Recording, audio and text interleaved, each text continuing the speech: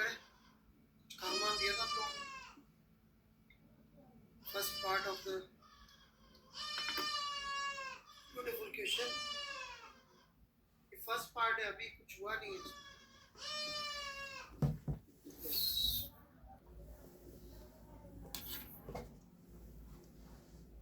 चलिए देखते क्या किया आप लोग। डायग्राम नहीं है ऋषभ राज जी, बिना डायग्राम के मजा नहीं आता। Again no diagram. मजा तो सारा डायग्राम का था Rahul Dev. Physics is a visual subject.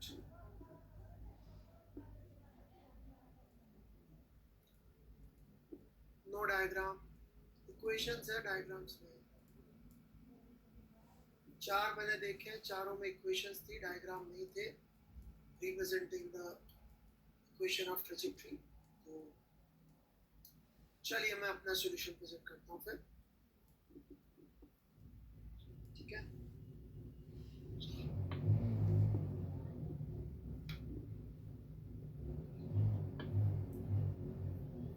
चलिए ING के लिए खोल देते हैं।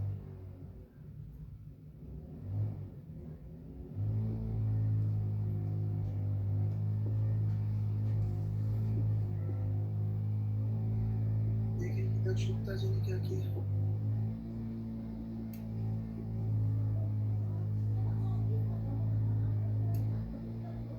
ट्रेजेक्टरी का प्लॉट नहीं भाई, यही तो मैं कह रहा हूँ, बिना ट्रेजेक्टरी के प्लॉट का।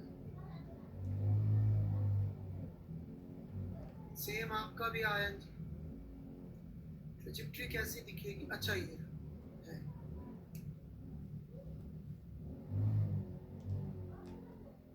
वो बिल्कुल नीचे है।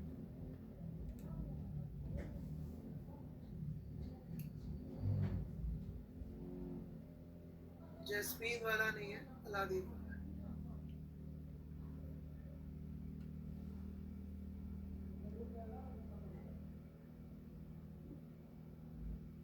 ये ओके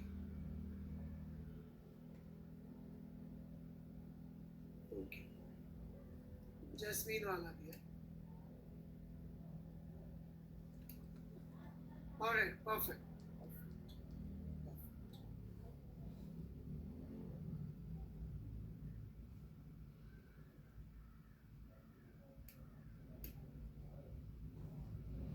सो ये देखो,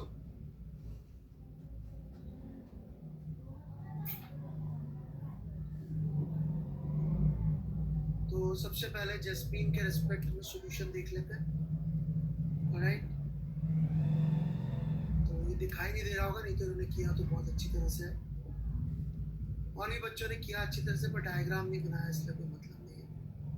राइट, इस बच्चे ने भी मेहनत तो बहुत करी है, इतने सारे एक साथ भेज दिए कि समझाना ही बड़ा मुश्किल है।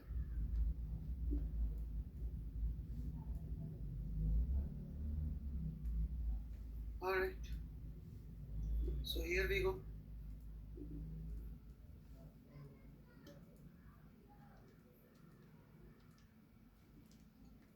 सॉल्यूशन में दे रहा हूँ। सबसे पहले with respect to ground frame,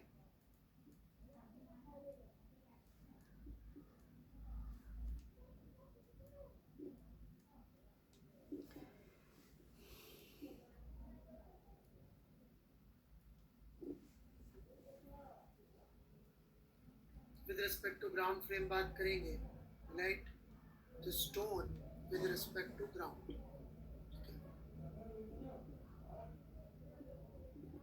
once stone is airborne, हवा में है, राइट, उसके ऊपर सिर्फ और सिर्फ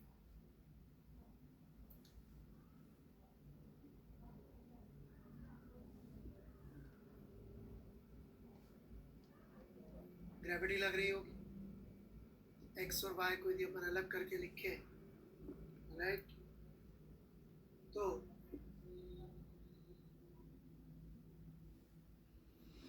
ux आ जाएगा 13 cos 23 degree, which is 12, and Ax is 0.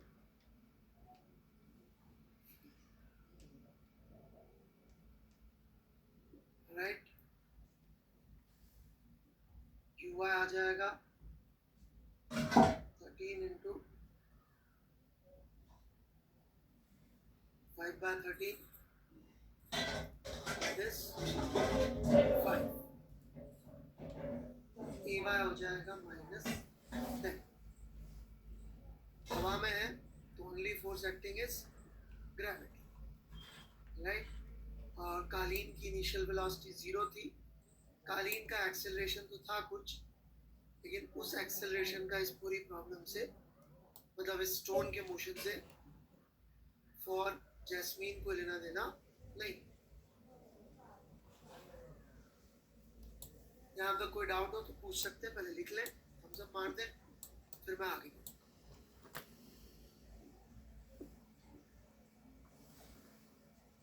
किसी को डाउट है इसमें तो यस बोल दे, कोई डाउट नहीं है तो नो बोल, कोई डाउट नहीं है तो नो बोल.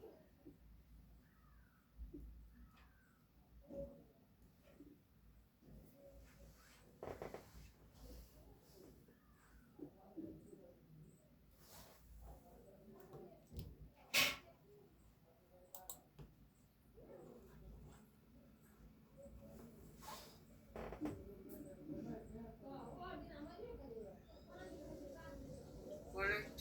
पूछिए जी क्या डाउट है.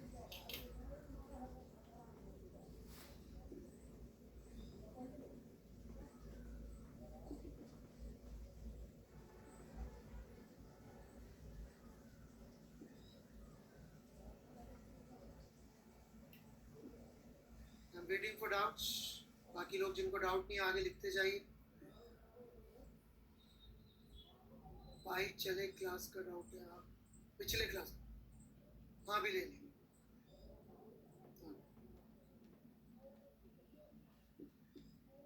अभी तक कोई डाउट नहीं आया.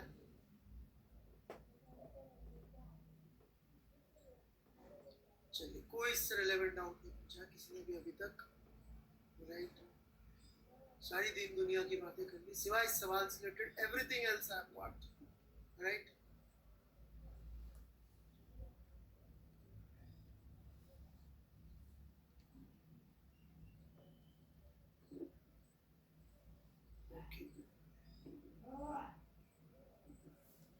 सो विद रिस्पेक्ट टू ग्राउंड या जैस्मीन, पत्थर का जो मोशन है वो नॉर्मल पैराबोला जैसा ही है, जिसका मुंह नीचे होता है, आप देख सकते हैं, राइट. ये नीचे की तरफ मुंह वाला पैराबोला का इक्वेशन बन गया.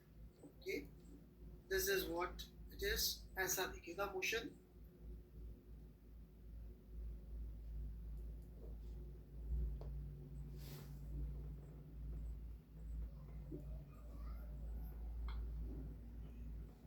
That's what it is.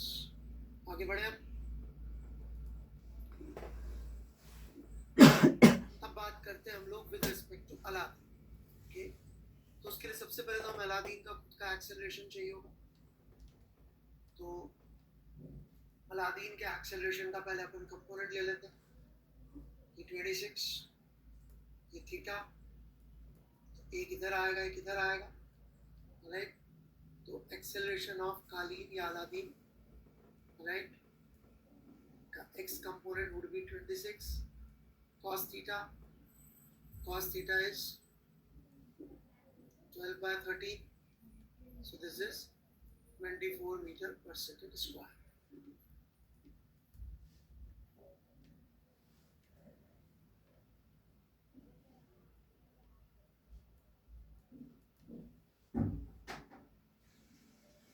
And acceleration of Kaleen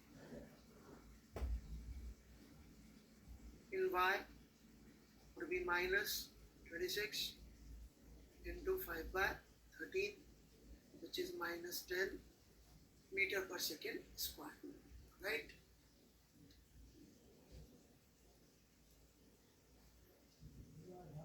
So this is what we have.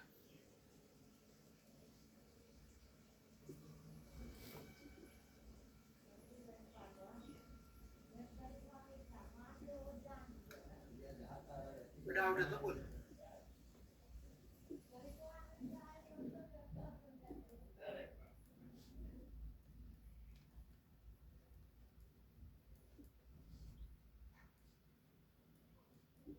This is the acceleration of Kali, which is same as acceleration of Alaki. I'm waiting for doubts. Now if we want acceleration of a stone with respect to Kaleen, तो उसके लिए हमें minus करने पड़ेंगे accelerations individual directions में, right? अभी तक हमने with respect to with respect to कुछ लिखा ही नहीं। अब हम विद रिस्पेक्ट टू बात करें। यहाँ लिख रहा हूँ मैं विद रिस्पेक्ट टू अलादीन। अब हम ये बात करें, राइट? अभी तक बोला ही नहीं हमने विद रिस्पेक्ट टू अलादीन, उसकी तैयारी कर, राइट? तो now if we do same thing x में करेंगे, right, with respect to Aladdin, तो क्या होगा? यहाँ लिख देते हैं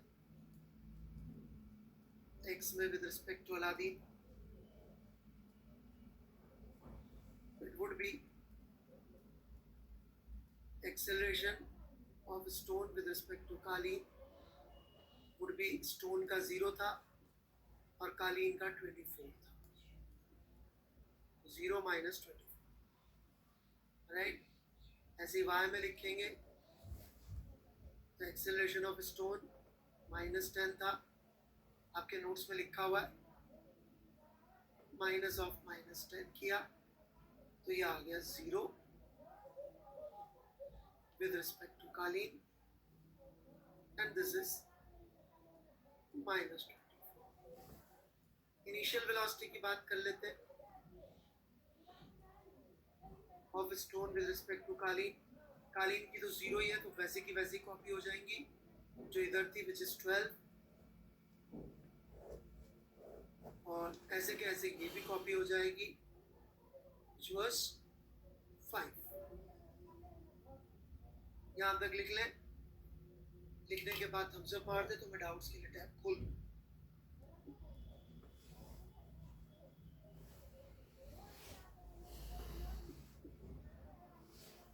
S is equal to ut plus half at square लगाया, यूनिफॉर्म एक्सेलरेशन है, सॉरी 0 एक्सेलरेशन है तो सीधे सीधे लिख दिया y coordinate like this. Now any doubts? कई लोग बिना लिखे डाउट दिख जाता है, डाउट से दिख जाता है। कोई डाउट है भाई किसी को?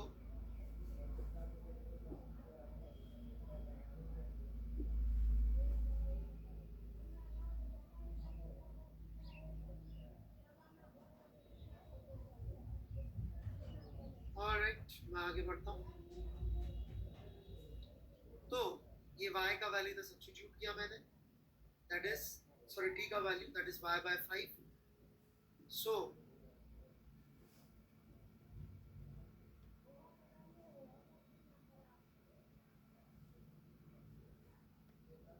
x is equal to 12 y by 5 minus 12 y square by 25। ये इक्वेशन आ गई, ऑलराइट? और इस क्वाड्रेटिक को जब अपन देखेंगे तो ये भी क्वाड्रेटिक ही है लेकिन बहुत डिफरेंट, ऑलराइट? इसके अंदर क्वाड्रेटिक है ये y में, तो यहाँ पर जो पाथ दिखेगा राइट फेंकने वाले को वो कुछ ऐसा, something like this. That's it.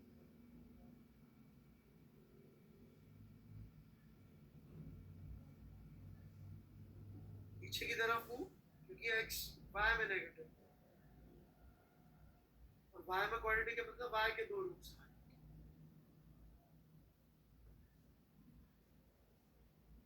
एक वैल्यू तो 0, एक दूसरी, right? So this was a beautiful first part of the question. Now I'm going to give you second part. Alright? यदि आप अच्छे से डाउट्स पूछेंगे, ये भी पैराबोला ही दिख रहा है अलादीन, लेकिन एक्स और वाई उल्टे पुल्टे। जैस्मीन को भी पैराबोला दिख रहा है, लेकिन वैसा वाला जैसा आपने सीखा नहीं। अभी नहीं करा मैंने खत्म, अभी मजा नहीं आया, अभी और मेहनत है आगे।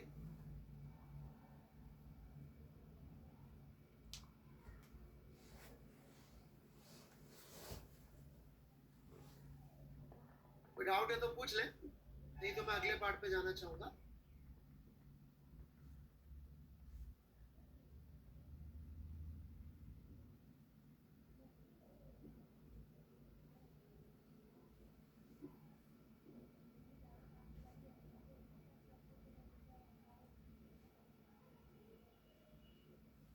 मैं बढ़ूं आगे। So second part of the question, ध्यान से सुनिएगा प्लीज। किस समय पर अलादीन को पत्थर अपने सिर के ठीक ऊपर दिखे? ये वाला टाइम।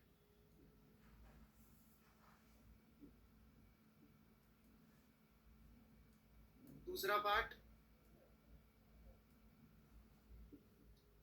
किस समय जैस्मीन को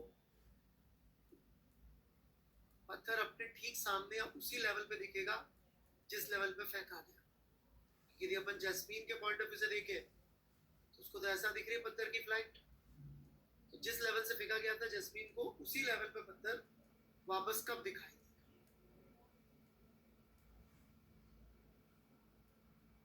कर सकते हैं अभी का भी सवाल, बहुत आसान है।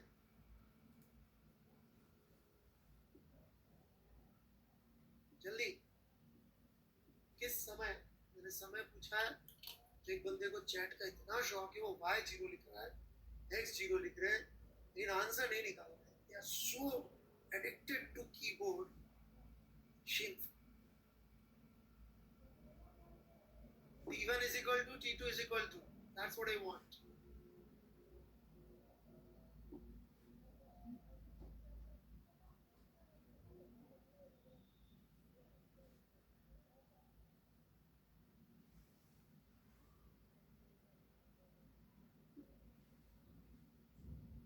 Okay.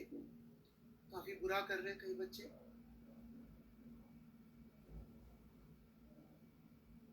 Very good ion Yadav ji, दोनों का 1 सेकेंड ही आंसर। राइट, इसके लिए ये कब होगा? जब y0 होगा। इस इक्वेशन में y0 पुट कर दीजिए, t is equal to 0 and 1 आ जाएगा। 0 तो ये था ही सही, तो ये 1 सेकेंड। कोई डाउट जैस्मीन के लिए? Any doubts in Jasmine's case?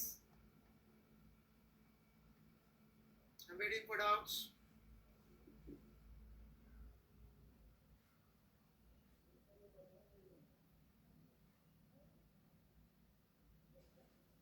Alright. Aladdin के लिए ऐसा तब होगा जब x कोऑर्डिनेट 0, मतलब कि ये जो x की इक्वेशन है इसमें 0 पुट कर देता हूं मैं, इसमें x को 0 पुट किया मैंने इस इक्वेशन में, तो t के लिए दो वैल्यू आ गई, एक 0 और एक 1, मतलब कि ये भी कब हो रहा है? 1 सेकेंड। मतलब 1 सेकेंड बाद अलादीन कह रहा है पत्थर मेरे सिर पे है, और जैस्मीन कह रही है पत्थर मेरे ठीक सामने। और यहां से शुरू होता है मेरा एक्चुअल क्वेश्चन। यहां तक कोई डाउट हो तो पूछ लीजिए। अब मेरा एक्चुअल क्वेश्चन शुरू होता है।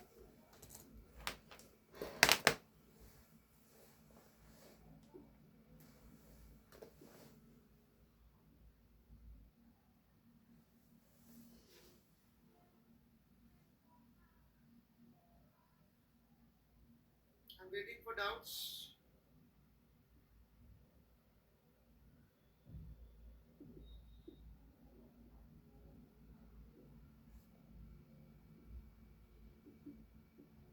Okay, apparently there are no doubts.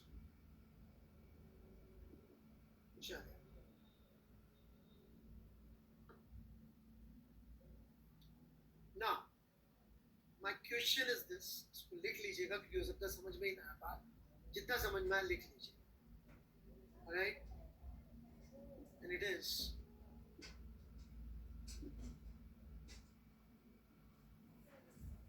कि जब अलादीन कह रहा है पत्थर मेरे ऊपर है, जब अलादीन कह रहा है पत्थर मेरे सिर के ऊपर है, तब क्या वो कहेगा, क्या उसी मोमेंट पे उसको ही दिखेगा कि पत्थर जैस्मीन के ठीक सामने भी है?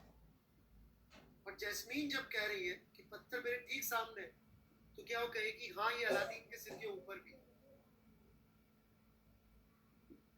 मैथमेटिकली प्रूव करना है।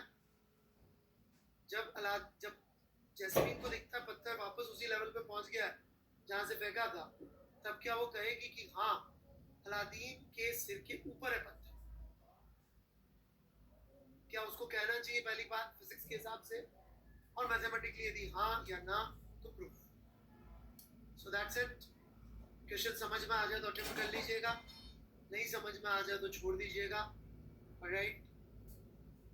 क्योंकि मेरे हिसाब से असली रिलेटिव मोशन तभी समझ में आएगा जब आप दो अलग अलग फ्रेम से सेम रिजल्ट तक पहुंच सकते हैं, जैसा मैंने जेई वाले सवाल में भी आपको करके दिखाया था। मैं रिलेटिव के नाम पे वो रिवर कोड और वो सब कचरा पूरा नहीं करता, रिवर कोड करा दिया मैंने जितना जरूरत है, सवाल भी दे दिया, डिस्कस भी। ओके, क्वेश्चन समझ में आ जाए तो कर लीजिएगा, नहीं कोई बात नहीं, छोड़ दीजिएगा, राइट।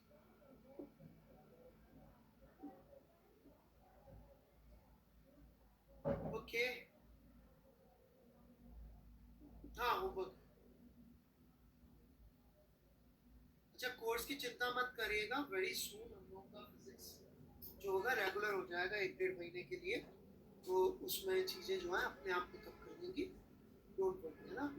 और 1 अगस्त से शायद शाम को क्लास शिफ्ट हो जाएंगी, सो वी मैनेज दैट, हमें पता रहता है कब क्या करना है, सो विल मैनेज दैट।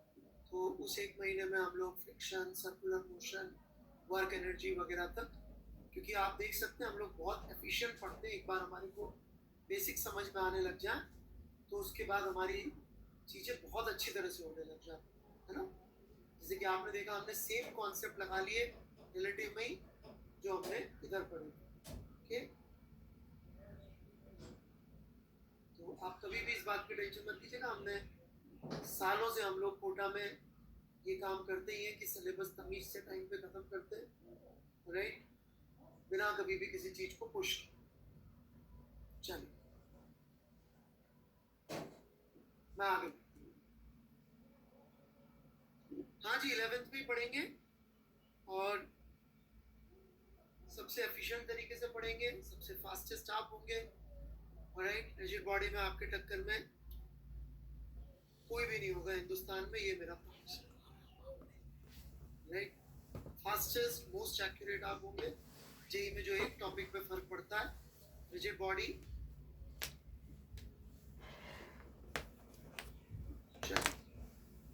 बाकी लोग किसी भी चीज में कितनी भी फालतू चीजें सीखते जाएं, बट रिजिड बॉडी के अंदर आपको बेस्ट बनाने का मेरा प्रॉमिस है। हाँ बेटा, हर साल 4 या 5 सवाल आते जी, आधी से ज्यादा ऑर्गेनिक केमिस्ट्री समझ सकते हैं,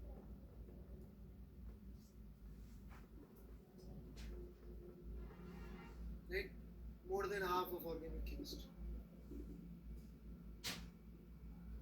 चलिए, और इनऑर्गेनिक और फिजिकल। तो आज हमारे पास 2 टास्क है, न्यूटन्स लॉ के हम पार्ट 2 पे जा रहे हैं। हमने न्यूटन्स लॉ के पार्ट 1 में टेंशन, नॉर्मल और ग्रेविटी, ये 3 फोर्सेस देखे थे। आज हम चौथा फोर्स स्प्रिंग फोर्स देखेंगे, प्लस एक ऐसी चीज सीखेंगे जो न्यूटन्स लॉ से लेकर मैकेनिक्स के लास्ट तक लगेगी, उसको कंस्ट्रेंट मोशन और उसमें भी अलग अलग टाइप की चीजें रटने वाले लोग पढ़ लेते हैं, तो हम ये दोनों चीजों को समझ के पढ़ेंगे। सबसे पहले spring force, right. So let's begin.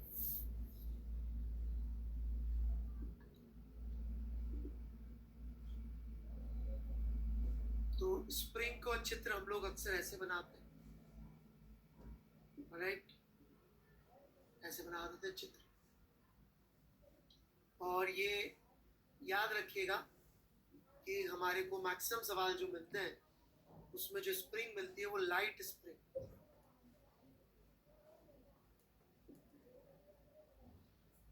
Light spring का मतलब उसका मास, स्प्रिंग का मास ऑलमोस्ट 0 देते हैं, ठीक है।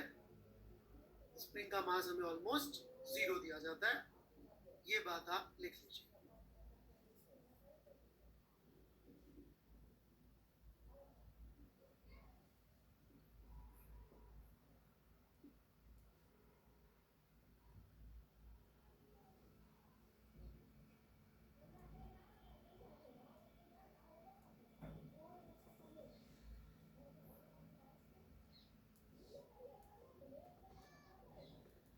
Mass of spring is 0.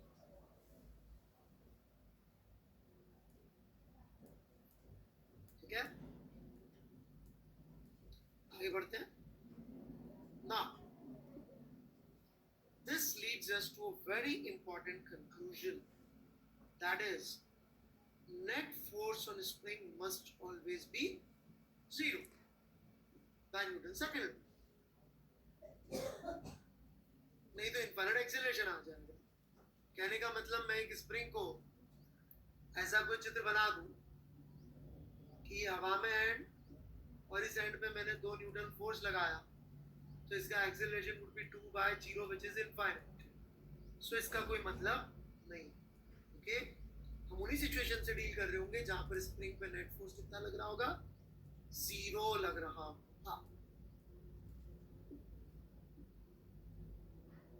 ठीक है, जिन भी सिचुएशन से हम डील कर रहे होंगे उस सिचुएशन पर नेट फोर्स स्प्रिंग पे कितना लग रहा होगा, 0 लग रहा होगा। ये लिख लीजिएगा, बड़ा बड़ा लिख लीजिएगा कि हम जो पढ़ाई कर रहे होंगे उसमें स्प्रिंग का net force would be 0, right.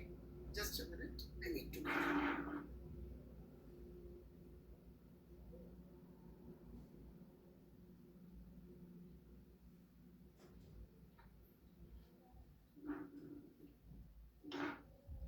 okay, let me illustrate this point, then I'll take doubts.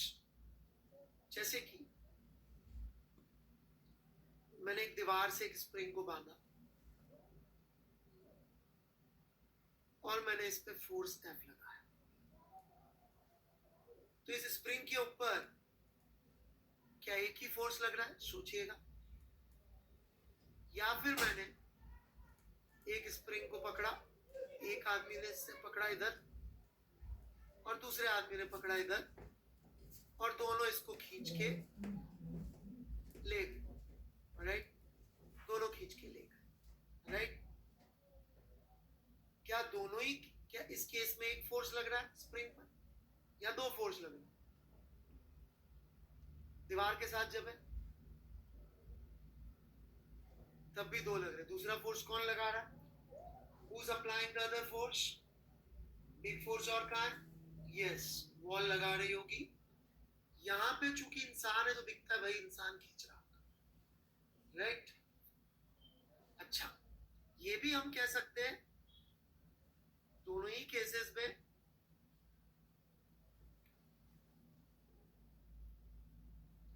इस केस में हम कह सकते हैं F minus F dash must be 0, और इस केस में हम कह सकते हैं F1 minus F2 must be 0, क्योंकि net force on this would be 0.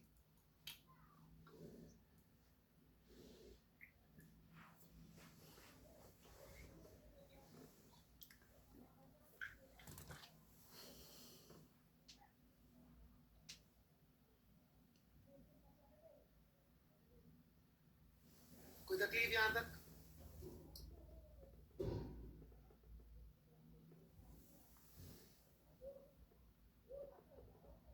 और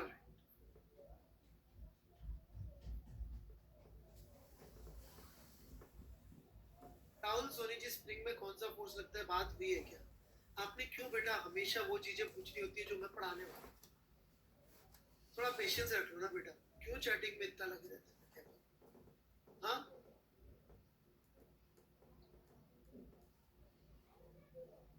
रोज का है बेटा आपका।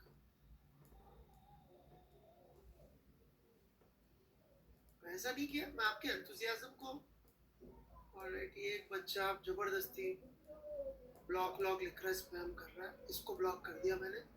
ऑलराइट, एक बच्चे ने दूसरे के लिए ब्लॉक लिखा था तो मैंने उसको ब्लॉक कर दिया, है ना सोनी?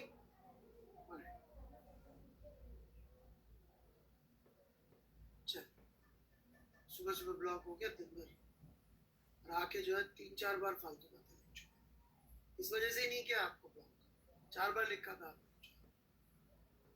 ऑलराइट, आगे बढ़ते हैं हम। नेचुरल लेंथ, पेशेंस से सुने भाई, सब समझ में आया। इतनी डिफिकल्ट चीज समझा चुका हूं मैं, तो बहुत आसान चीज। Natural length, right, of spring. तो नेचुरल लेंथ ऑफ स्प्रिंग जब वर्ड यूज होता है तो इसका मतलब है लेंथ ऑफ आइसोलेटेड स्प्रिंग।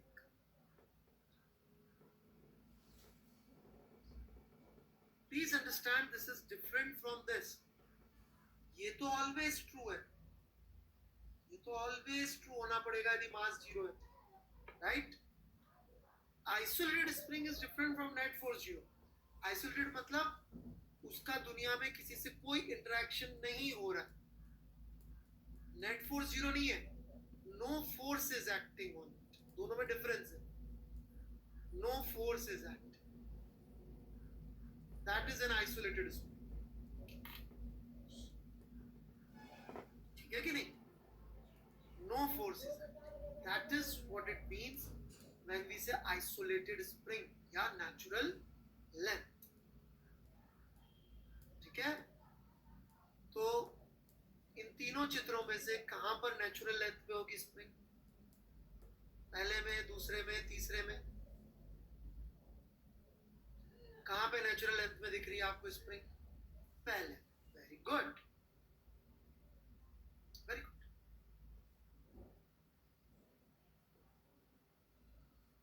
चलो आगे बढ़ेंगे हम लोग।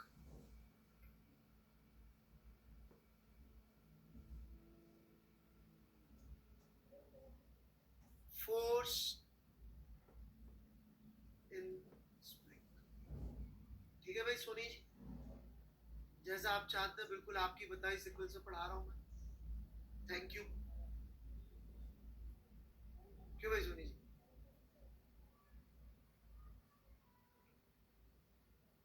आप नहीं याद दिलाते तो मैं पढ़ाते ही नहीं।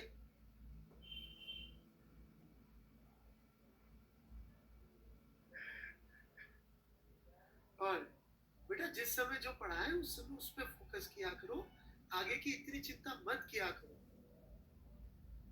है ना? हाँ, नहीं तो उस चक्कर में क्या होता है, आप बेटा जो पढ़ा रहे हो वो भूल जाएगी, नुकसान आपका होगा, फिर तो क्या करोगे, राइट?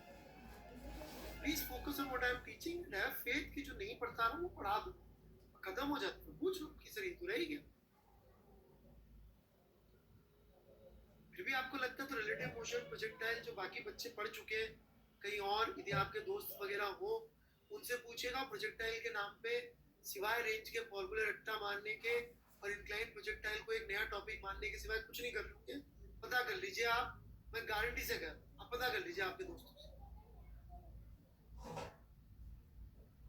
किसी की बात हुई है किसी दोस्तों से तो वो प्रोजेक्टाइल में सिवाय फॉर्मूले रट्टे मारने के और कुछ नहीं कर रहा। इंक्लाइन के अलग फॉर्मूले रट लिए होंगे, उसके अलग फॉर्मूले रट लिए होंगे, भगवान जाने क्या क्या कर रहा हूं।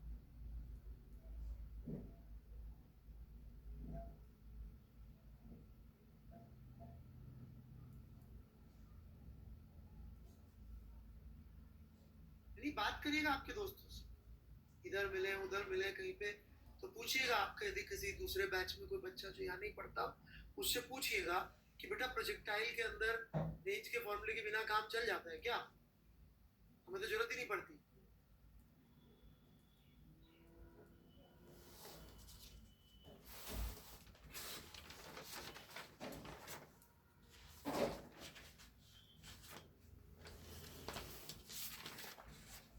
बात करिएगा और फिर उसको ये सवाल दे दीजिएगा जेई वाला, गिरनी पड़ जाए ना तो बोल देना।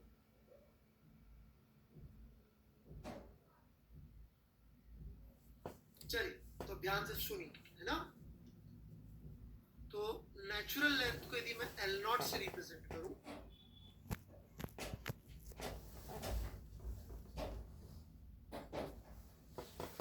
तो L is present length,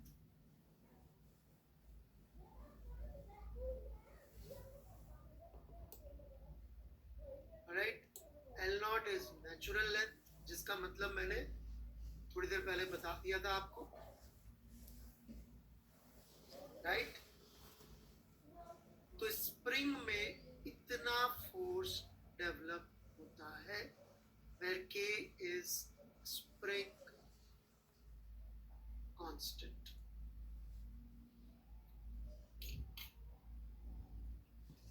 Where K is spring constant.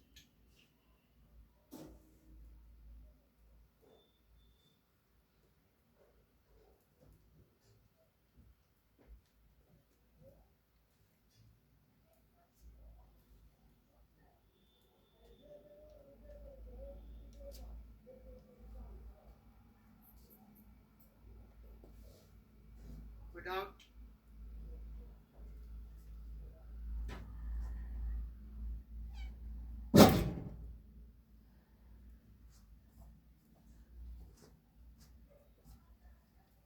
Elasticity से आता बेटा फॉर्मूला, इलास्टिसिटी अभी पढ़ा ठीक है। कांस्टेंट उसको कहां से आता है, क्यों आता है, चिंता मत करिए, राइट। हाँ, अल्टीमेटली इलेक्ट्रोमैग्नेटिक फोर्स है ये, मॉलिक्यूल मॉलिक्यूल इंटरेक्शंस का है, ठीक है, मॉलिक्यूल मॉलिक्यूल इंटरेक्शंस का है, ठीक है। एक्स को हम लोग स्प्रिंग का एक्सटेंशन या कंप्रेशन कह देते हैं,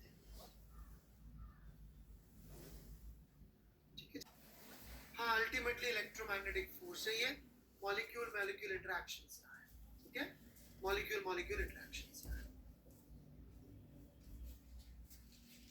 ठीक है। एक्स को हम लोग स्प्रिंग का एक्सटेंशन या कंप्रेशन कह देते हैं, ठीक है। जैसे रस्सी में फोर्स डेवलप होता है टी टेंशन, वैसे स्प्रिंग में फोर्स डेवलप होता है किक्स, ठीक है। So let me explain it further. जैसे मान लीजिए ये एक दीवार है, इससे हमने एक स्प्रिंग बांध दी जिसकी नेचुरल लेंथ है 1 मीटर, स्प्रिंग कांस्टेंट है 100 न्यूटन पर मीटर, और हमने इसको ऐसे छोड़ रखा है। अभी कितना फोर्स और लग रहा होगा spring? What is spring force right now?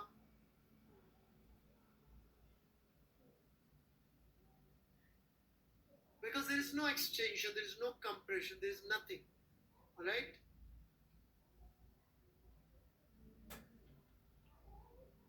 अभी एक आदमी, all right, इस स्प्रिंग को खींचता है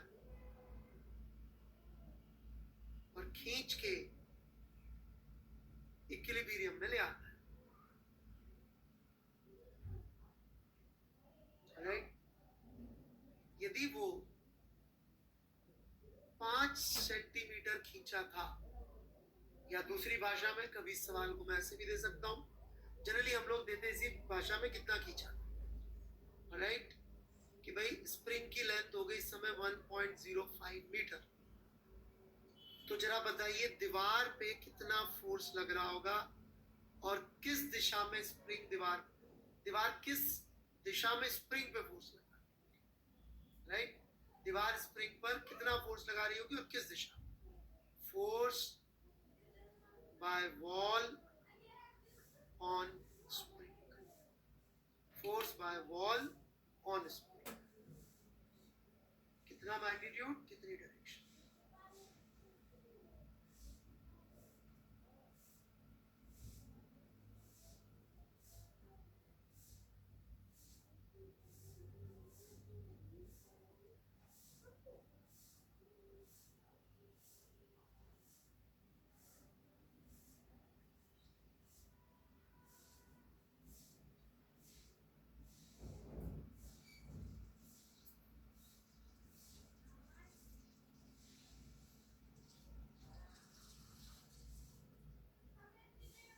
पे ईस्ट वेस्ट कहाँ है? ऋषिकेश 61।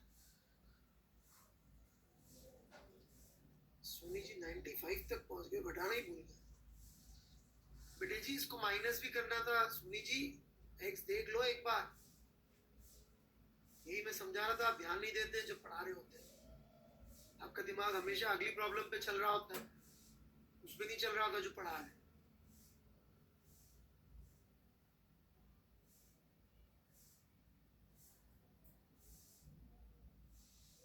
मिली सोनी जी मिस्टेक? 95 कहां से लिया बेटे?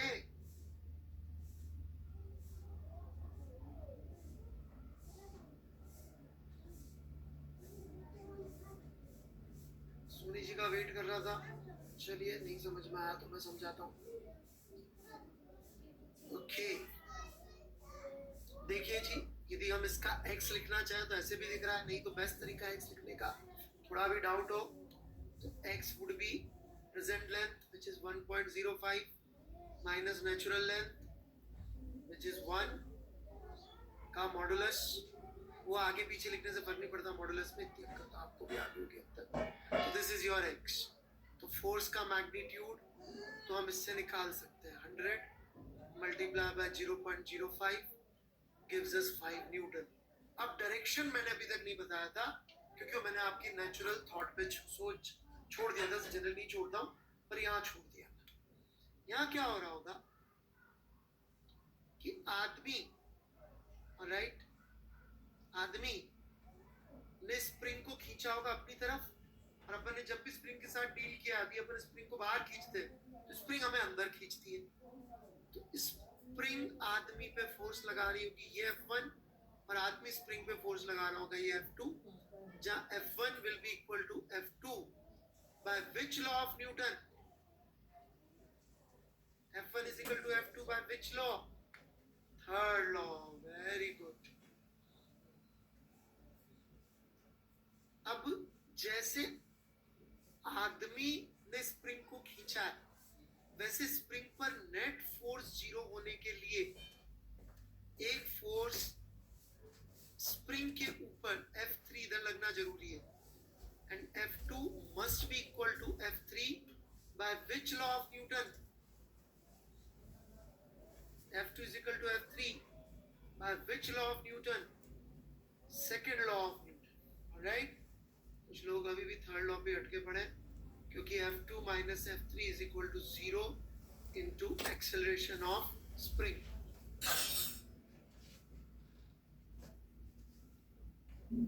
बेटा क्लास के बीच में ये प्रणाम चरण स्पर्श कितनी भी इज्जत से बात कर लो, it is disturbing mister Shivansh. Alright, आपका धर्म जो भी हो, मेरा धर्म फिजिक्स है and you are disturbing my dharma. मेरे को मेरी पूजा अर्चना आराधना में डिस्टर्ब कर रहे हैं,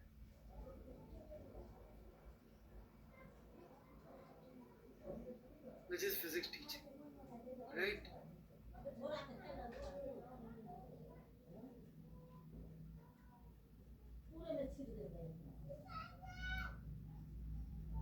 चलिए जी, और दीवार स्प्रिंग, और स्प्रिंग दीवार को किधर खींच रही होगी? फोर्स बाय वॉल, और स्प्रिंग तो आ गया इधर, और ये F3 would be equal to F4 by third. ठीक है, चलिए एक और सवाल ले लेते हैं सिंपल सा।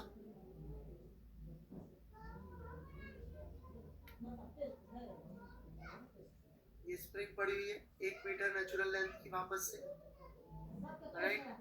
नेचुरल लेंथ में सिर्फ ऐसे ही देता हूँ, आप देखेंगे तो किसी काम की है नहीं नेचुरल, फिर भी आप लोगों को शुरुआत में दे रहा हूँ, बाद में देखिए कहीं जरूरत नहीं पड़ती है इसकी, क्योंकि हम सवाल कभी देते नहीं ऐसा की जरूरत पड़े कि वही 100 न्यूटन पर मीटर। अब क्या हुआ,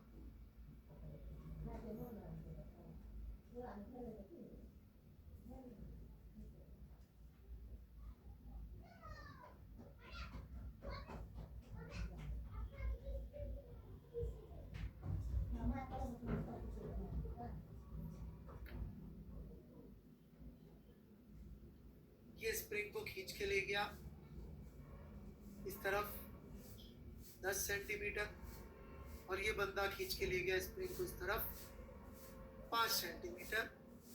ऑलराइट, ये A है, ये बी है, स्प्रिंग पे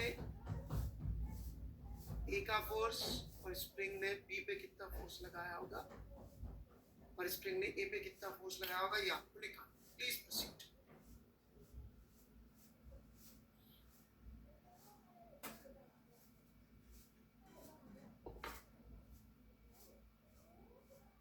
आराम से टाइम लेके सॉल्व करें, नो हरी।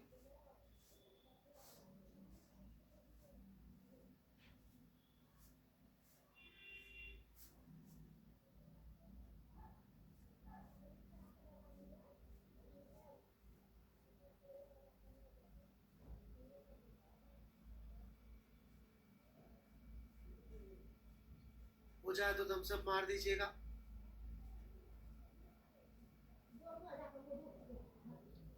चेहरे बनाने वाले लोगों ने जब डाउट नहीं पूछेंगे तो इनको परशुराम का श्राप लगेगा, क्योंकि अल्टीमेटली टीचर को झूठ बोल रहे हैं डायरेक्टली या इनडायरेक्टली। चेहरे बनाने वाले तो डाउट पूछे जब मैं डाउट खोलूं, नहीं तो भगवान परशुराम का श्राप आपको जरूर लगेगा, जरूरत के समय भूल जाएंगे। जब सबसे ज्यादा जरूरत पड़ेगी फिजिक्स की, जेई मेंस या एडवांस का एग्जाम देते हुए इन कॉन्सेप्ट्स की, तब भूल जाएंगे। टीचर से झूठ बोलने वालों को ये भगवान परशुराम का परमानेंट श्राप।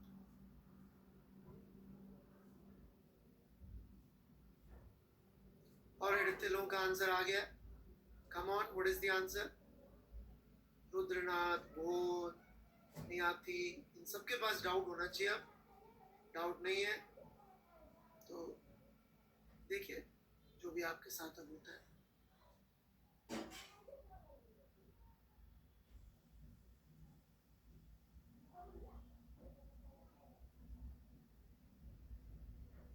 बिल्कुल काम करता है। मैंने साइकोलॉजी समझाई थी क्यों काम करता है। बहुत अच्छे। आप लोगों ने स्प्रिंग पढ़ी हुई थी जिन्होंने 15 न्यूटन आंसर दिया, या अभी सीखा? ईमानदारी से झूठ मत बोलिए। अरे वाह, बहुत बढ़िया, शाबाश।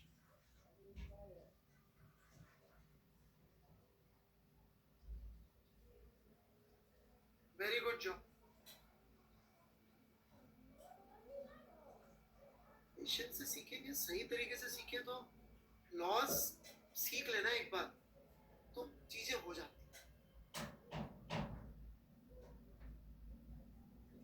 हाँ मुझे पता है, मैंने रूप में समझा। बेटा दोनों पे फोर्स सेम आना चाहिए पहली बात तो।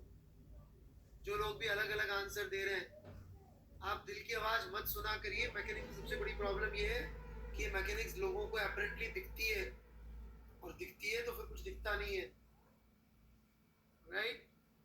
स्प्रिंग के ऊपर यदि ये आदमी का फोर्स है लेट्स से Fa और ये फोर्स है Fb, तो Fa minus Fb must be equal to 0। यदि इक्विलिब्रियम में नहीं भी है तो भी ये मास तो 0 है इसी, so Fa must be equal to Fb। और स्प्रिंग में फोर्स कितना डेवलप होता है उसका एक फॉर्मूला आपने दिया है, kx, जहां पर x इस साइड का नहीं था कि ये आदमी कितना मूव किया है, x था present length minus natural length.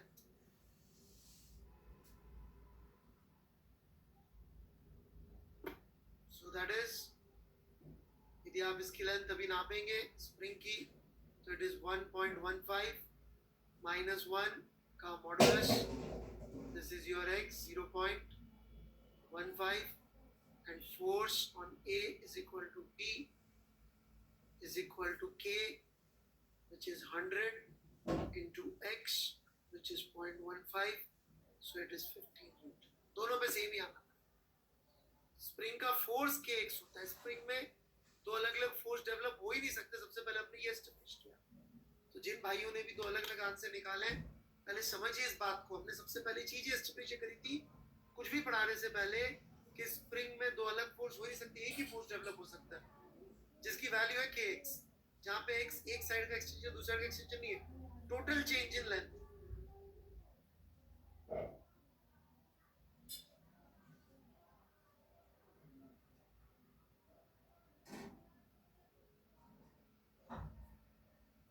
लिख ले, जिनसे गलत हुआ था वो लिख ले, चैटिंग पे ध्यान ना दे, ऑलराइट, लिख ले, जितना समझ में आया लिख ले, ओके। और फिर डाउट पूछे। जो भी लोग ये झूठे झूठे चिन्ह बनाते हैं ऐसे वाले, और विदाउट नहीं पूछते, वो याद रखें कि आप टीचर से झूठ बोल रहे हैं, मतलब आप ये समझ रहे हैं कि आप टीचर से इंटेलिजेंट हैं। तो होगा ये कि जब सबसे डिफिकल्ट सिचुएशन आएगी तो आप अपना दिमाग यूज करेंगे, मेरा नहीं। अब सोच लीजिए जेई फिजिक्स के लिए किसके दिमाग के सरवाइव होने के चांसेस ज्यादा है? किसके दिमाग से जेई के सवाल सही सॉल्व होंगे, आपके या मेरे?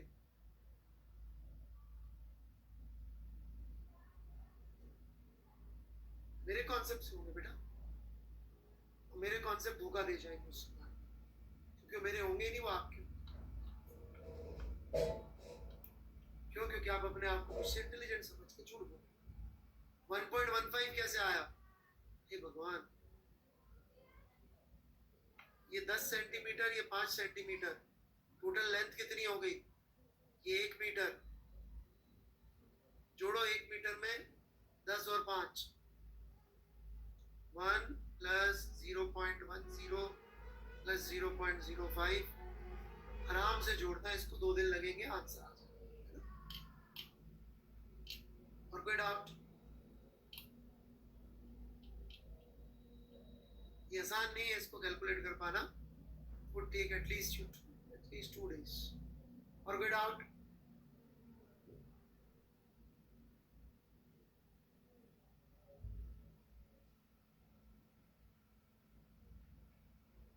आगे बढ़ू मैं?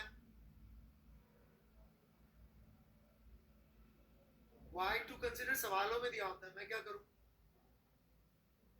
राइट, सवालों में दिया होता है, राइट। मास वाली स्प्रिंग का केस ले लेंगे हम, लेकिन उसके लिए इलास्टिसिटी चाहिए होगी अच्छी खासी, इलास्टिसिटी जब पढ़ेंगे तब।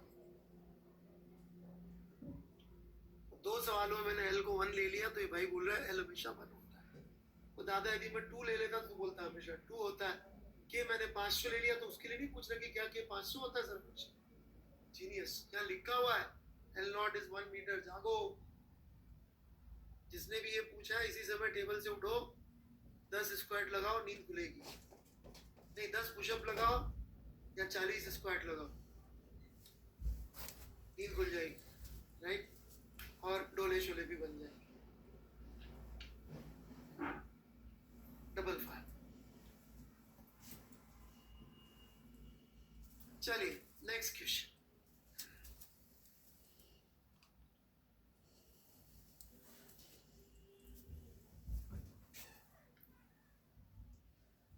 थोड़ा अरेंजमेंट मुझे सोच के पढ़ना।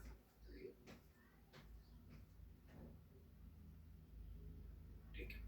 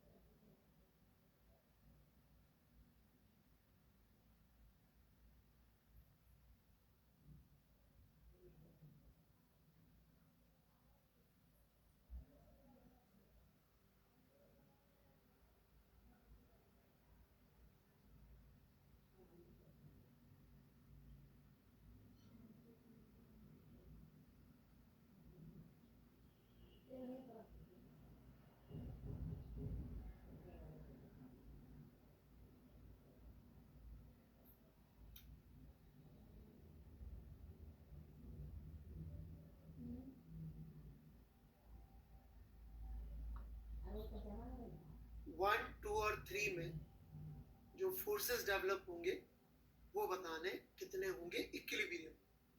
सिस्टम इज इन इक्विलिब्रियम, ठीक है। System as in all masses are in equilibrium. तो all masses are in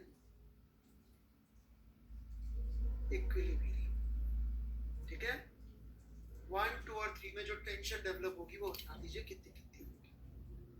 tension in 1, 2 and 3।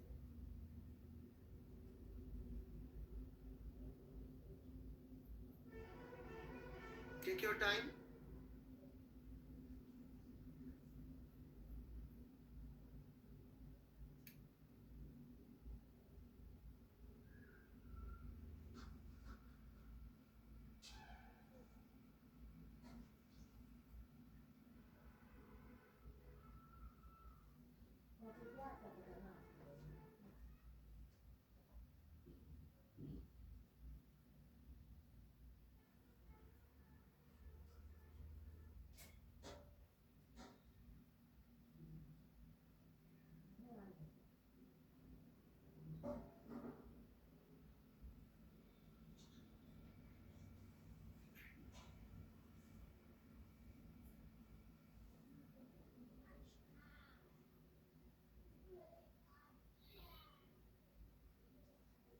One में कितनी, 2 में कितनी, 3 में कितनी, ऐसा पूरा पूरा लिखना पड़ेगा बच्चों। सिर्फ एक लिख देंगे तो मेरे समझ में नहीं आएगा कहाँ पे कितनी कितनी टेंशन होगी, ऑलराइट, या फोर्स डेवलप होगा। ये मैंने सवाल पूछा। आयन यादव जी, बड़े दुख के साथ कहना पड़ रहा है, खासकर आपके लिए तो ज्यादा दुखी होगा, ऑलराइट, कि आपने बिना एफबीडी बनाए सॉल्व किया है और गलत कर दिया, राइट। Very bad. जबकि ये सवाल यदि मैं मैकेनिक्स बढ़ा के दे देता आपको तो भी कर देता।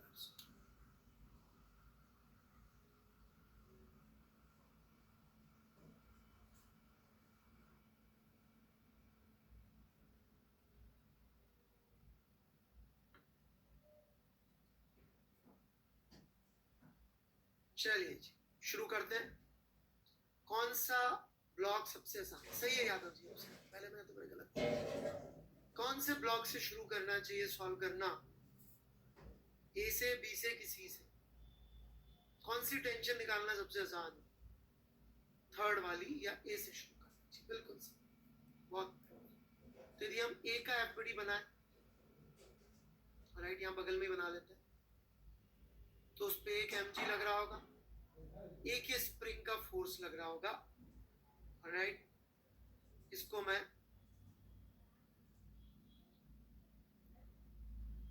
T या kx कुछ भी कह सकता हूँ, k3x3 कह देता हूँ, राइट। और इस A के ऊपर और कोई फोर्स नहीं लग रहा, राइट, राइट। A का एफबीडी क्लियर है सबको?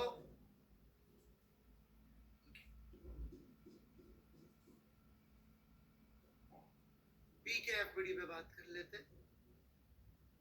B पे क्या फोर्सेस लग रहे होंगे? B पे लग रहा होगा k3x3 नीचे की तरफ, क्योंकि स्प्रिंग इसको खींच रही होगी ऊपर A को और B को खींच रही होगी नीचे। स्प्रिंग हमेशा नेचुरल लेंथ की तरफ खींचती है, ये बात मैंने बोली नहीं है, बट कॉमन सेंस की बात है कि स्प्रिंग हमेशा चीजों को ऐसे खींचेगी कि वो नेचुरल पे चले जाए। अपन उसको पुश करें तो बाहर फेंकेगी, अपन उसको पुल करें तो अंदर खींचे, ठीक है ना? So it is so obvious, इसलिए मैंने बोला नहीं है। एक लग रहा होगा इसका खुद का mg और एक लग रही होगी टेंशन, उसको चाहे तो मैं T2 लिख देता। अब मैं बात कर रहा हूं C की। C पे यही टेंशन इधर ट्रांसफर हो जाएगी,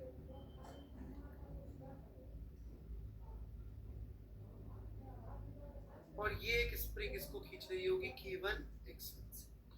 सब लोग ये एफबीडी बना लीजिए, ऑलराइट। शर्मा जी आप ड्रॉपर है तो ड्रॉपर का बैच ज्वाइन कर ले। सब लोग ये एफबीडी बना लीजिए।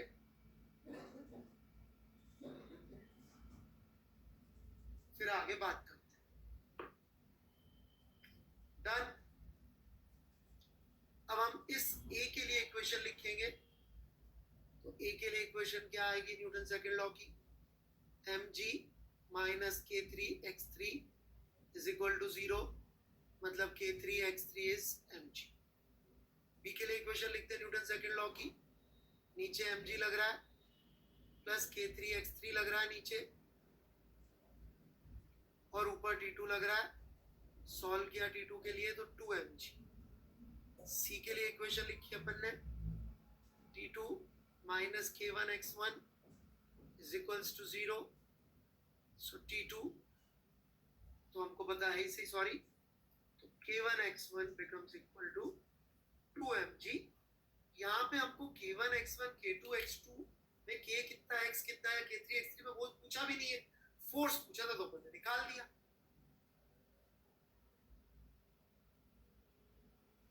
आराम से लिख लें। सोनी जी आप लिख के बिना बातें करते हैं सीरियसली। वो नॉर्मल एनर्जी का कोई यूज है बेटा इसमें? लगेगा तो सही,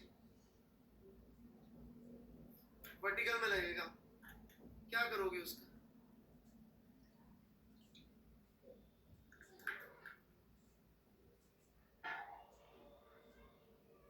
तो इतना न्यूटन्स लॉ कर चुके सोनी जी कि अब तो अपन थोड़ा सा चीजों को फास्ट कर सकते हैं ना।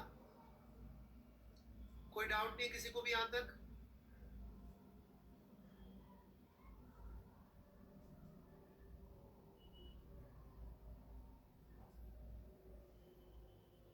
चलिए जी, थोड़ा सा फास्ट करने की कोशिश करें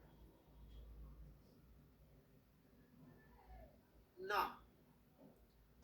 यदि मैं इस स्प्रिंग को यहां से काट दूं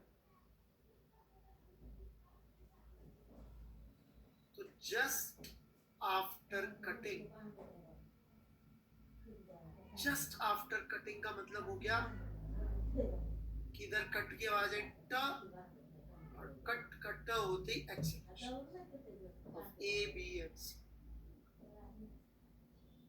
acceleration of blocks, acceleration of blocks.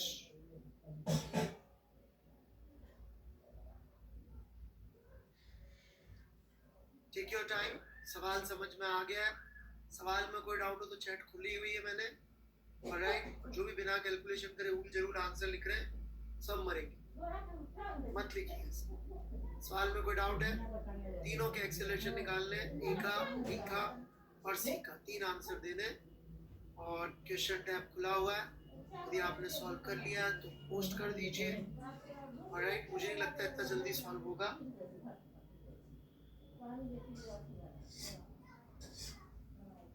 ए का, बी का और सी का acceleration just after cutting 1।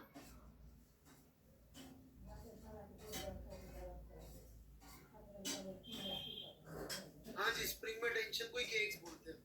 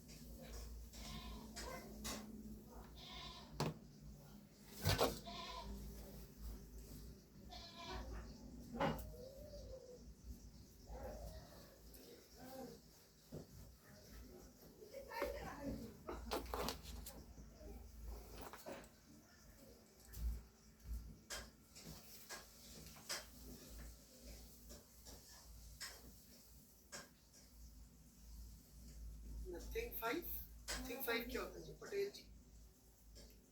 Tab खुला हुआ है आपका सॉल्यूशन पोस्ट करने के लिए। 2G बात, तीनों का एक्सेलरेशन सेम बता रहे हैं आप। कई लोग 2G/3 लिख दे रहे, बस एक आंसर।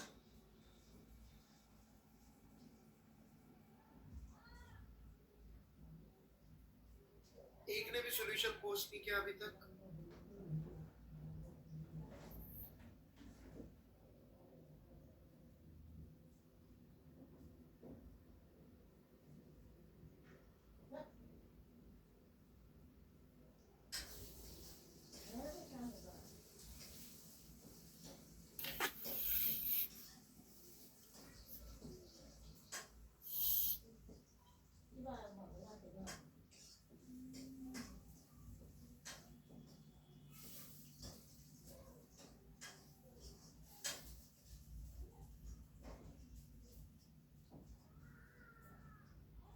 रिफ्रेश करके देख लो यादव जी, चला जाए तो।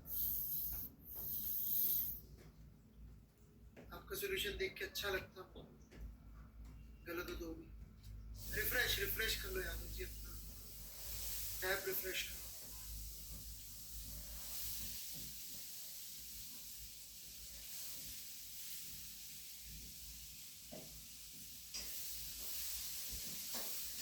फोन पे भी चलो, ऐप में कैसे?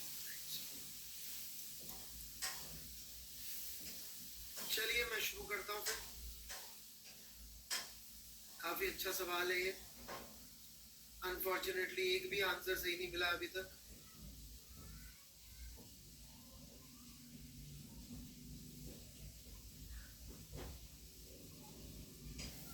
Not even a single correct answer.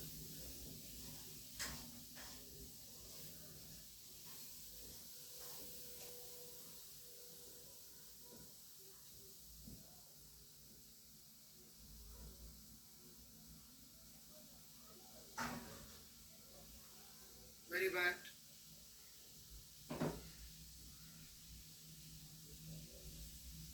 शुरू करता हूं मैं।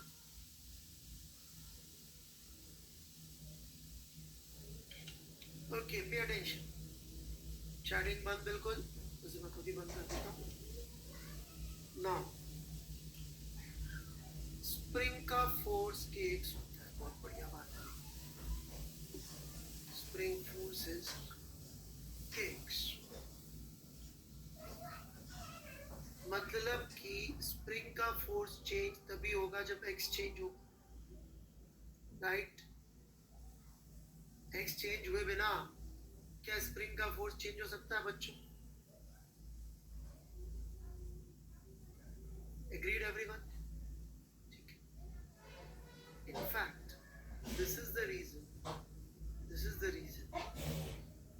कि जितनी भी कार, व्हीकल्स, उनमें शॉक एब्जॉर्बर्स होते हैं विच आर बेसिकली स्प्रिंग। समझिएगा क्यों। ये सीट है,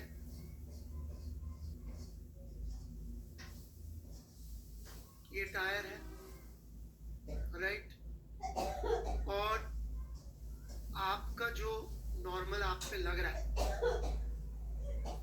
राइट, वो एसेंशियली इस केक्स के बराबर है। जो स्प्रिंग, या उल्टा बना देता हूँ, जो नॉर्मल आप इस पे लगा रहे हैं वो स्प्रिंग का केक्स पुश करके बैलेंस कर रहा है। This normal is equal to cakes, ठीक है कि नहीं? और ये नॉर्मल का थर्ड लो पेयर आप जो बैठे आप पे लग रहा है। अब यदि ये गाड़ी खड्डे में जाती है तो इस पे एक इंपल्स लगेगा जोर का, जैसे ये गई और गड्ढे में चली गई, राइट? तो एक इंपल्स लगेगा, इस टायर पे जोर का फोर्स लगेगा, एक बड़ा सा फोर्स लगेगा इस टायर के ऊपर। परंतु ये फोर्स इमीडिएटली आपको महसूस नहीं होगा। क्यों? क्योंकि अभी इमीडिएटली वो चेंज होगा ही नहीं, ऑलराइट? क्योंकि इसको चेंज होने में लगेगा टाइम। पता नहीं मेरी बात कितनी समझ में आ रही है, ऑलराइट? क्योंकि जो एक्स में चेंज होगा उसमें टाइम लगता है, इमीडिएट चेंज नहीं हो सकता। हाँ, टाइम लगेगा उसको कंप्रेस होके वापस ही होने, राइट? अब ये ये आप लोगों ने तो महसूस नहीं किया होगा, पहले जमाने में बड़ा आसान होता था समझाना। एक स्कूटर आता था हिंदुस्तान में, बजाज चेतन, उस पे जो फ्रंट सीट होती थी ना, वो तो होती थी स्प्रिंग लोडेड, और उसकी जो बैक सीट होती थी वो नॉर्मल होती थी, और बहुत ही घटिया स्कूटर होता था। उस पे जो पीछे बैठता था ना, उसकी वाट लग जाती।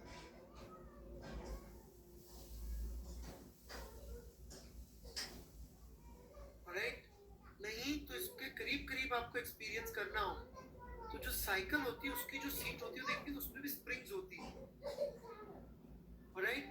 तो उसके पीछे की सीट पे बैठ जाओ, कोई बिना बिना शॉकर वाली स्प्रिंग सीट, उस पे बैठ जाओ साइकिल पे, और गड्ढे वाले रास्ते से ले जाओ, तो पीछे वाले को जो महसूस होगा अंदर तक, यहाँ तक, राइट, खूब खा के बैठना, तो यहाँ तक महसूस होगा आपको स्प्रिंग की एब्सेंस। राइट? मैंने बचपन में बहुत महसूस किया हुआ है पापा के स्कूटर पे पीछे बैठ के। राइट? एग्जैक्टली। लॉजिक समझ में आया क्यों हो रहा है ऐसे?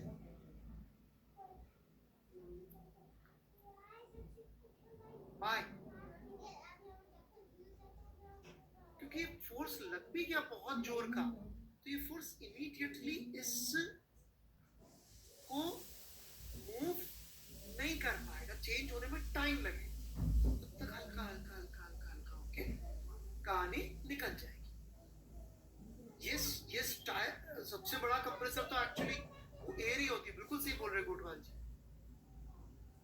राइट? इन्हीं सबका एक्सट्रीम एग्जांपल होती है रोल्स रॉयस।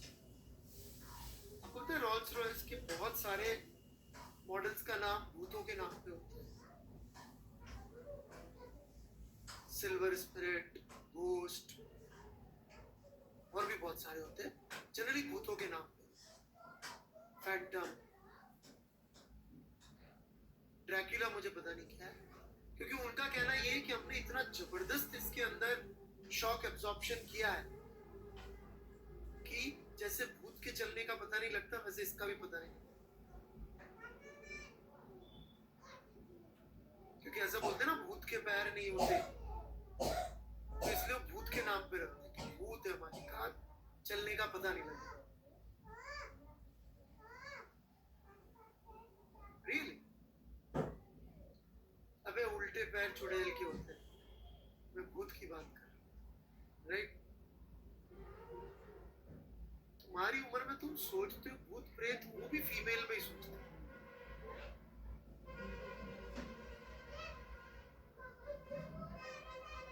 भूत की बात कर, राइट? उम्र का असर है, कोई पढ़े?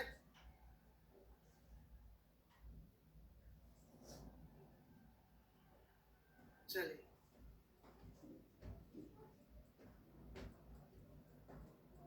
उल्टे पैर, भूत के कौन से उल्टे पैर होते हैं? भूत के पैर ही नहीं होते, ऐसा बोल। चुड़ैल के उल्टे पैर होते हैं। भूत प्रेत भी रटो तो कॉन्सेप्चुअली तो सही रटो यार, हर चीज में कॉन्सेप्ट खराब है आप लोगों के, भूत प्रेत में भी कॉन्सेप्ट खराब, सोचो। क्या? तो ये फोर्स जो होगा इनके बीच का, ये इमीडिएट चेंज नहीं होगा।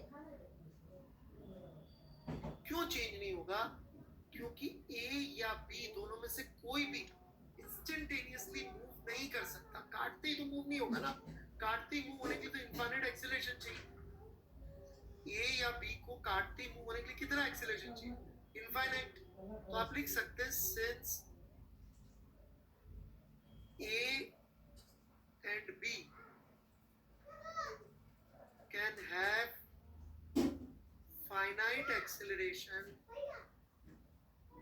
only, they will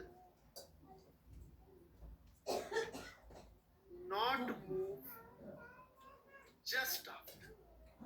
हम just after की बात कर रहे हैं, आधे घंटे बाद की बात नहीं कर रहे हैं, 5 मिनट बाद की बात नहीं कर रहे, 1 सेकंड बाद की बात नहीं कर रहे, अगला इंस्टेंट कट, और बस पूछ।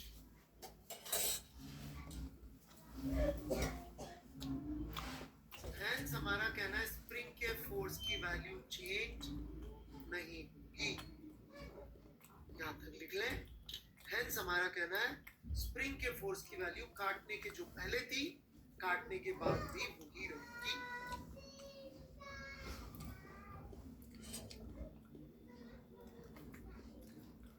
लिख लें। सोनी जी आप अभी डाउट मत पूछिएगा, है ना? हाँ लिख ले आराम से।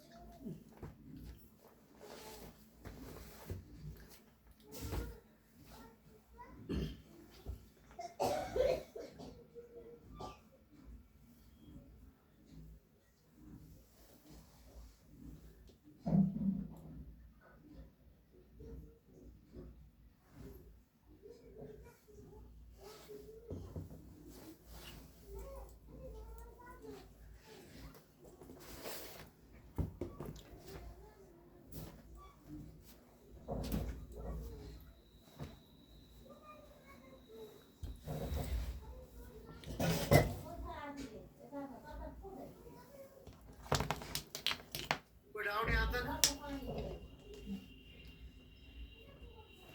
कोई डाउट? नो मत लिखे, जिनको डाउट है उन्हें पूछने दीजिए।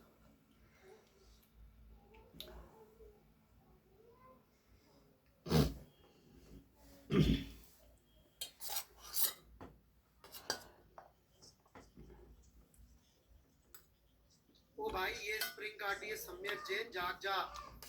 दुनिया की सारी स्प्रिंग नहीं काटती है, ऐसा नहीं का स्प्रिंग्स दुनिया की स्वाहा, एक स्प्रिंग काटी है जगो।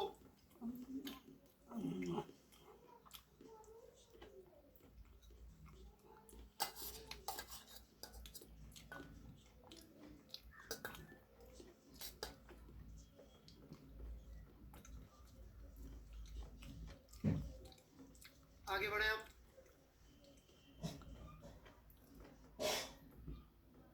Now here, since K3x3 is unchanged, A के लिए यदि हम इक्वेशन लिखें तो mg minus K3x3 is equal to m into acceleration of A. It comes out to be 0.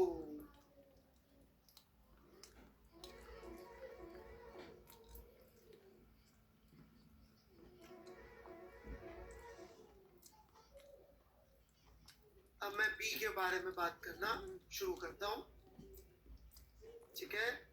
ध्यान से सुनिएगा B के बारे में, फिर भी कुछ पूछना हो तो बता दो।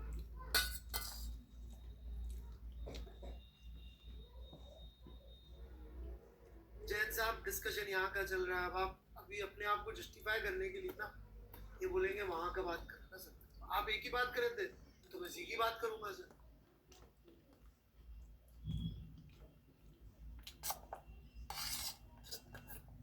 जहांगीर जी आपका सक्सेस किसमें है? मैं आपका फैन हूं उसमें या आप मेरे फैन हो उसमें? सोचेगा इस बारे में।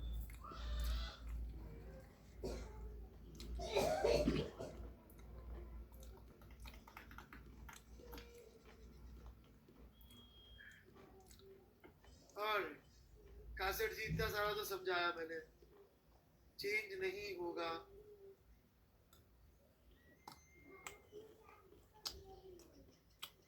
फिर से आपने वही रिपीट कर दिया, इतना सारा समझाया इमीडिएट चेंज होगा, लिखा यहाँ पे सारे लॉजिक तो समझाया मैंने, क्योंकि इमीडिएट मूव होने के लिए इनफाइनाइट फोर्स चाहिए भाई।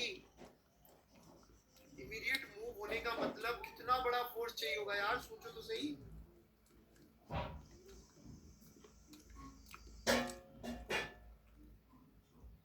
ठीक है कि नहीं? जीरो टाइम में मूव होना है, जीरो टाइम में मूव होना मतलब इनफाइनाइट वेलोसिटी है। क्या इनफाइनाइट वेलोसिटी है? क्या इनफाइनाइट एक्सेलरेशन? तो फिर कैसे मूव होगा कासट साहब? ठीक है बच्चों?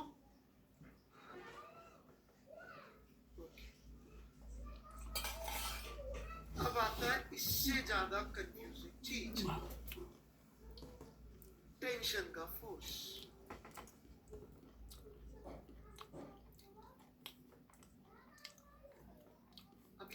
टेंशन का फोर्स कितना होगा? क्या इसके लिए भी हम कह सकते हैं ये चेंज नहीं होगा?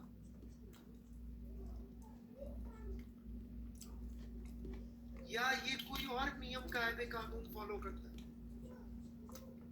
क्या इसके नियम कायदे कानून, इसकी जरूरत है, इसका कॉन्सेप्ट कुछ और है?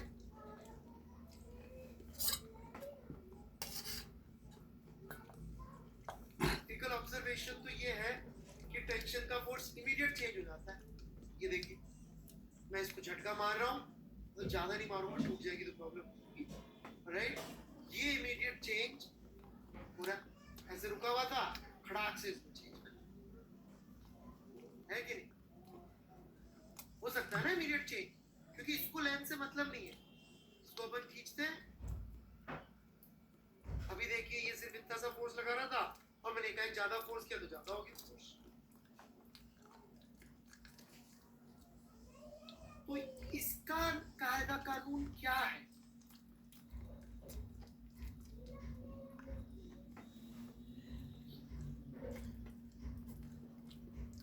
टेंशन का तो एक ही कायदा कानून है कि इसकी लेंथ चेंज नहीं होनी चाहिए, राइट? तो इसकी लेंथ चेंज नहीं होनी चाहिए का मतलब क्या हुआ कि मैं यदि यहाँ पर ये बात करूँ सी की और ये बात करूँ बी की, यही हमारा अगली क्लास का टॉपिक भी होगा। तो यदि ये जा रहा है AC से, राइट, तो ये हमारा B को भी इसी एक्सेलरेशन से जाना पड़ेगा नीचे। AB must be equal to AC, क्योंकि ये गया 1 मीटर नीचे और वो गया हाफ मीटर, तो रस्सी टूट जाएगी।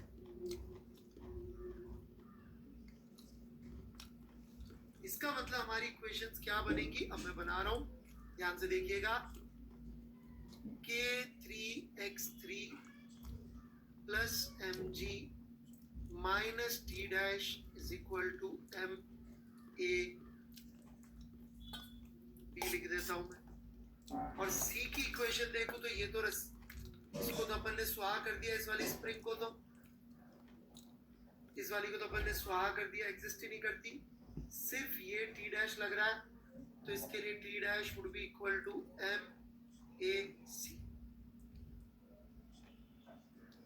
जोड़ दिया, so this becomes 2mg on this side and this becomes 2ma on this side, so acceleration comes out to be g. So final answer after cutting is acceleration of A 0, acceleration of B g downwards, and acceleration of C is g towards right. जितना समझ में आया लिख लें, मैं फिर समझा दूंगा। ऑलराइट, ये टफ सवाल लिया है मैंने, लेकिन बेटा इतना तो अपन को जेई के लिए चाहिए, फिर जेई में आया हुआ ये करीब करीब से।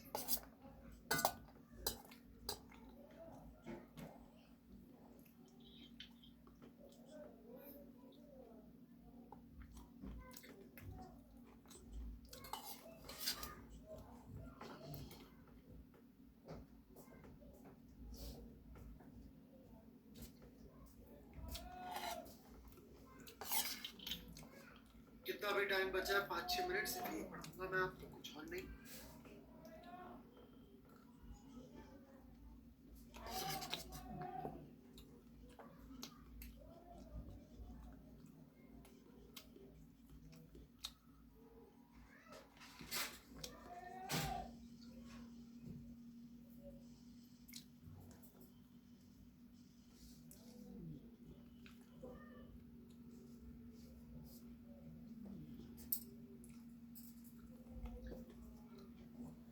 सुनिए, आप मेरा सॉल्यूशन चेक कर लो ना, आपको अपनी गलती मिल जाएगी। इन दोनों को जोड़ा है मेरे भाई, इन दोनों को जोड़ा है। ऋचा कुमारी जी, क्या डाउट है आपका? समझ नहीं आया? डाउट नहीं है बेटे, मैंने इतने सारे लॉजिक दिए। ऋचा कुमारी जी, आप पूछिए ना, इसमें क्या तकलीफ है?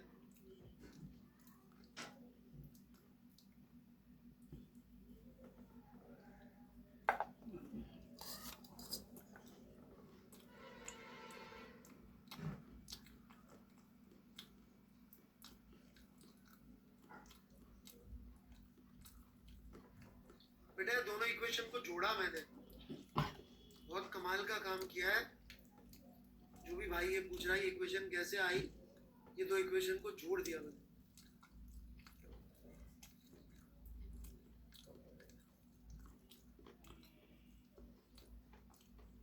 दो अलजेब्रिक इक्वेशन लीनियर को जोड़ना। निहत जी आप क्यों मजाक उड़ा रहे हैं? फिर बोल रहे हैं डर लग रहा है। आपको डर लग रहा होता तो आप मजाक उड़ा रहे होते क्या दूसरों? क्यों डर लग रहा है भाई साहब? मैंने क्या किया? डर लगे जी। वो तो मजाक उड़ा रहे दूसरों की, मेरा मजाक उड़ा रहे। ठीक है, मैं मजाक नहीं उड़ाता। अभी आप बोले कि ए है, कहाँ बोला AC is equal to A?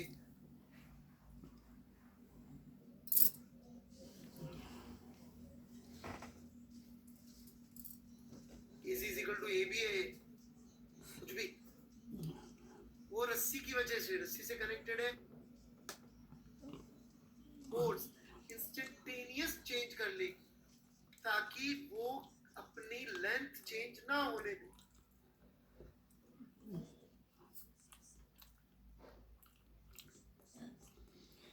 इनका प्रैक्टिकली देखो ना, ये मैंने इसको पकड़ के रखा, इसको मैं पुश करता हूँ तो ये झेलता नहीं झेलता? ये रस्सी की प्रॉपर्टी है acceleration of p equal to एक्सटेंसी होना। नहीं हुआ बराबर, मान लो ये चला आधा मीटर और ये चला 1 मीटर, तो रस्सी बची रहेगी? टूट जाएगी? टूट जाएगी ना बेटा।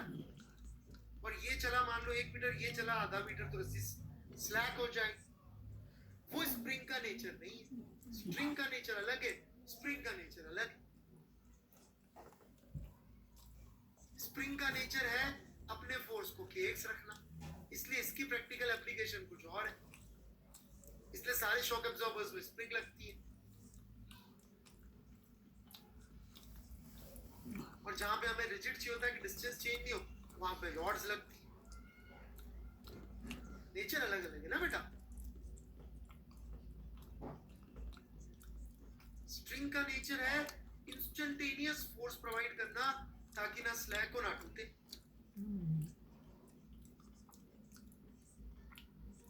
स्प्रिंग का नेचर है फोर्स को kx रखना, और x चेंज करो तब वो चेंज होगा, और x जनरली इंस्टेंटेनियसली चेंज नहीं हो सकता। जैसे चेंज हो सकते हैं, दुनिया के सारे shock absorbers are ultimately spring. फिर भी समझ में नहीं आया तो एक पुरानी सी साइकिल लेना, उसके पीछे की सीट पे बैठना और किसी गड्ढे वाले रास्ते से किसी को बोलना ले चल मेरे को तेज स्पीड से, गारंटीड आपको स्प्रिंग समझ में आ जाएगी, और फिर उसी रास्ते से आगे बैठ के आना, खा पी के बैठना बस।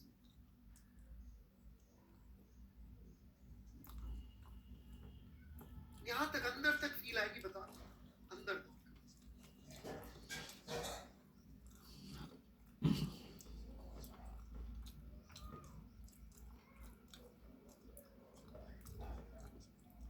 याद करो मेरे भाई,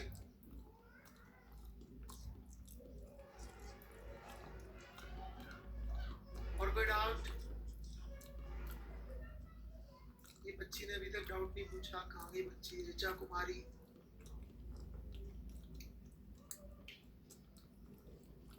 इमीडिएट चेंज नहीं हो सकता, ये नेचर है उसका।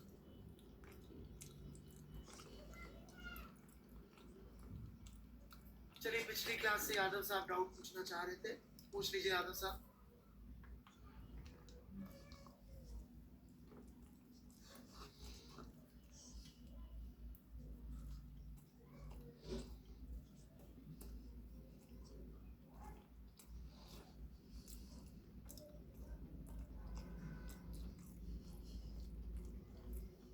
बहुत नहीं, इनफाइनाइट चाहिए बेटा, इनफाइनाइट इनफाइनाइट फोर्स चाहिए, क्योंकि आप देखिए ना एक्सेलरेशन कितना होता है, फोर्स बटे मास। अब यदि एक्सेलरेशन को मैं इनफाइनाइट कर रहा हूँ और मास फाइनाइट है तो फोर्स इनफाइनाइट चाहिए, बहुत से भी काम चाहिए।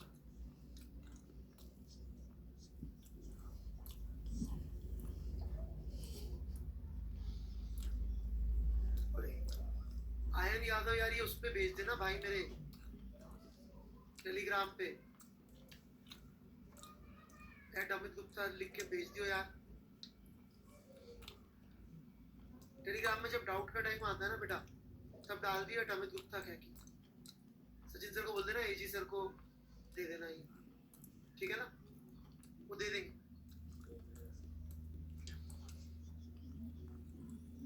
कि एजी सर के लिए एजी सर ने कहा। और कोई डाउट?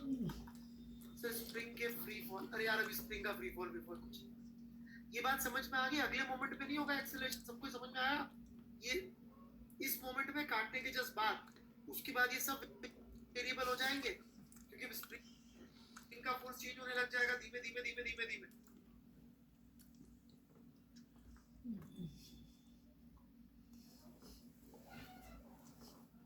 है ना?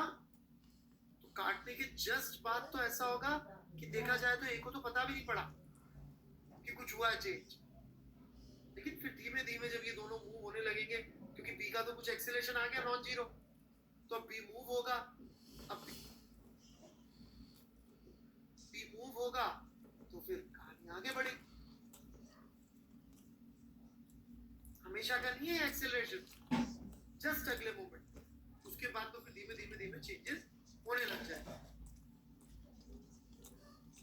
जैसा हम चाहते हैं। That's why we use spring, कि वो फोर्स जो गड्ढे में पड़ती है एकाएक लगता ऐसे जोर से, वो फोर्स जो ऐसे जोर से लगता हमारे ऊपर, और वो फोर्स हमको आराम पीछे की सीट पे बैठेंगे तो धम धम, और आगे की सीट पे बैठे तो फोर्स हो ऐसे ऐसे ऐसे। लेकिन रस्सी इमीडिएट, उसका नेचर है इमीडिएट फोर्स कर देना, ताकि वो ना टाइट हो, ना मतलब ना तो टूटे ना स्लैप, ये नेचर है। हाँ जी बिल्कुल, स्पीड ब्रेकर पे भी सेम होता है, नहीं आप धीरे ना करेंगे, स्पीड ब्रेकर पे धीरे कर लिया करो Daksh Gupta, please do not do this same thing on spring breaker, speed breaker, right? Accident हो जाएगा मेरे भाई।